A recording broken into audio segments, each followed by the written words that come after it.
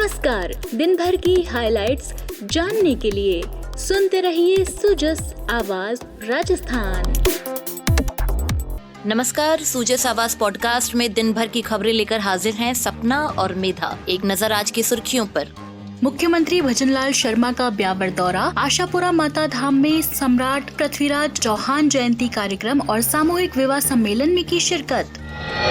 मुख्यमंत्री का महत्वपूर्ण निर्णय, राजस्थान कर्मचारी चयन बोर्ड के अधिकारी कर्मचारी संवर्ग के सेवा नियमों की खुली राह। और प्रदेश में 30 जून रविवार को संचालित होगा पल्स पोलियो अभियान। 5 वर्ष तक के 1 करोड़ से अधिक बच्चों को पल्स पोलियो दवा पिलाने की सभी तैयारियां पूरी। और अब सुनिए खबरें विस्तार से। मुख्यमंत्री भजनलाल शर्मा आज ब्यावर दौरे पर रहे। वहां मुख्यमंत्री ने आशापुरा माता धाम पहुंचकर पूजा अर्चना की और प्रदेशवासियों की खुशहाली की कामना की। इसके बाद मुख्यमंत्री ने अदम्य साहस, वीरता और शौर्य की प्रतिमूर्ति राजस्थान के गौरव वीर शिरोमणि सम्राट पृथ्वीराज चौहान जी की प्रतिमा पर माल्यार्पण कर उन्हें भावपूर्ण नमन किया। इसी क्रम में मुख्यमंत्री ने सम्राट पृथ्वीराज चौहान जयंती कार्यक्रम में भी शिरकत की। आपको बता दें, ब्यावर में आज पृथ्वीराज चौहान जयंती समारोह समिति की ओर से सामूहिक विवाह सम्मेलन कार्यक्रम का आयोजन किया गया था। मुख्यमंत्री ने कार्यक्रम में जनसमूह को भी संबोधित किया और कहा कि राजस्थान वीरों की भूमि है। सम्राट पृथ्वीराज चौहान का जीवन हमें राष्ट्र प्रेम की प्रेरणा देता है।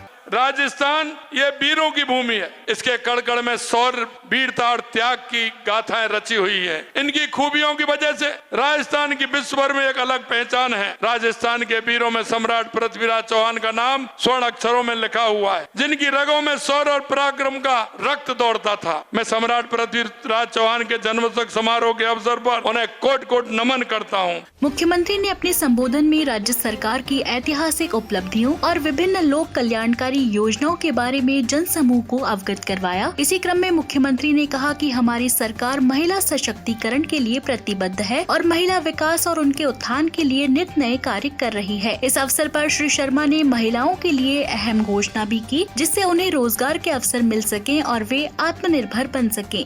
जिस तरह से महिलाओं के उत्थान के लिए हमारी भी सरकार ने आपके हमारे संकल्प पत्र में वायदा किया था कि आने वाले समय में हम गैस का सिलेंडर 450 रुपए में देंगे। हमने हमारे 15 दिसंबर को हमारी सरकार बनी थी और 1 जनवरी को 450 रुपए में महिलाओं को सिलेंडर देने का काम किया।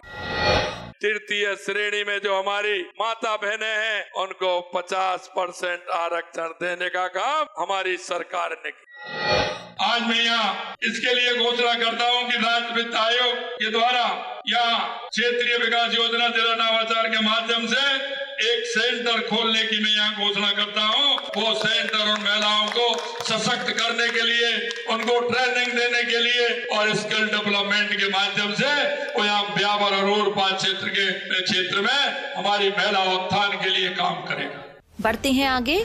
मुख्यमंत्री भजनलाल शर्मा के नेतृत्व में राज्य सरकार युवाओं को रोजगार के बेहतर अवसर प्रदान करने के लिए कृत संकल्पित है। इसी दिशा में मुख्यमंत्री श्री शर्मा ने भर्ती प्रक्रियाओं को सुगम, पारदर्शी और समयबद्ध बनाने के लिए राजस्थान कर्मचारी चयन बोर्ड के अधिकारी और कर्मचारी संवर्ग के सेवा नियमों संबंधी प्रस्तावों को मंजूरी दी है। मुख्यमंत्री के इस निर्णय से बोर्ड के सेवा नियमों के निर्धारण की राह खुलने के साथ ही बोर्ड के कार्मिक संवर्ग के चयन में सुगमता आएगी। कर्मचारी चयन बोर्ड के सशक्त और स्वतंत्र होने से पारदर्शी और समयबद्ध भर्ती प्रक्रिया सुनिश्चित हो सकेगी। राजस्थान कर्मचारी चयन बोर्ड के गठित होने के साथ ही पिछले 10 वर्षों में बोर्ड के अधिकारी और कर्मचारी संवर्ग के लिए सेवा नियम नहीं बनाए गए, जिससे पदों की स्वीकृति, भर्ती, पदोन्नति, वरिष्ठता और वेतन भत्तों के निर्धारण के कार्य सुचारू रूप से नहीं हो पा रहे थे। मुख्यमंत्री भजनलाल शर्मा ने विभिन्न विभागों के वाहन चालकों के पदनाम में भी एक रूपता लाते हुए शैक्षणिक योग्यता के सेवा नियमों में संशोधन संबंधी प्रस्ताव को मंजूरी दी है।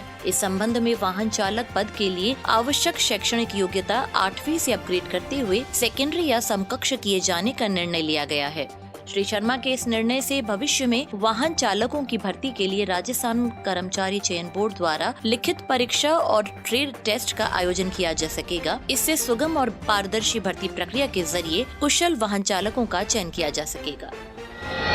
महर्षि दयानंद सरस्वती विश्वविद्यालय का एकादश दीक्षांत समारोह कल राज्यपाल और कुलाधिपति कलराज मिश्र की अध्यक्षता में संपन्न हुआ। समारोह में बड़ी संख्या में शोधार्थियों को विद्या वाचस्पति और प्रतिभाशाली विद्यार्थियों को गोल्ड मेडल प्रदान किए गए। विधानसभा अध्यक्ष वासुदेव देवनानी ने दीक्षांत उद्बोधन दिया। उप मुख्यमंत्री डॉक्टर प्रेमचंद बैरवा और जल संसाधन मंत्री सुरेश सिंह रावत ने भी कार्यक्रम को संबोधित किया। कार्यक्रम की अध्यक्षता करते हुए राज्यपाल और कुलाधिपति कलराज मिश्र ने कहा कि दीक्षांत विद्यार्थियों के लिए नव जीवन में प्रवेश का उत्सव है। यह वह अवसर है जब विद्यार्थी अर्जित शिक्षा का उपयोग राष्ट्र और समाज के विकास में करने के लिए तैयार होता है।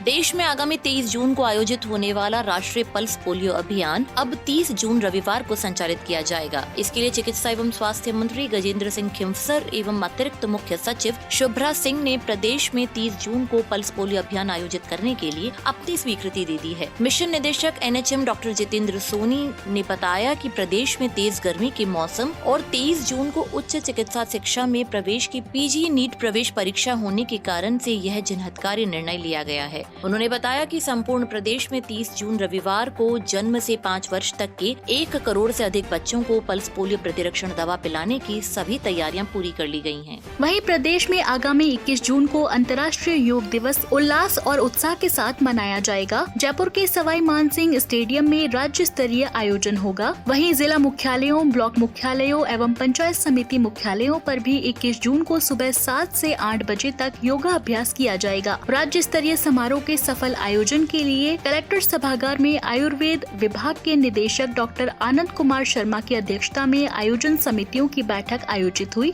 बैठक में निदेशक ने तैयारियों की समीक्षा करते हुए समिति प्रभारियों को दिशा निर्देश प्रदान किए। साथ ही योगा स्थल पर व्यवस्थाएं सुनिश्चित करने के लिए 8 टीमों का गठन किया गया है। प्रत्येक टीम में 5 सदस्यों को अलग अलग जिम्मेदारियां भी सौंपी गई हैं।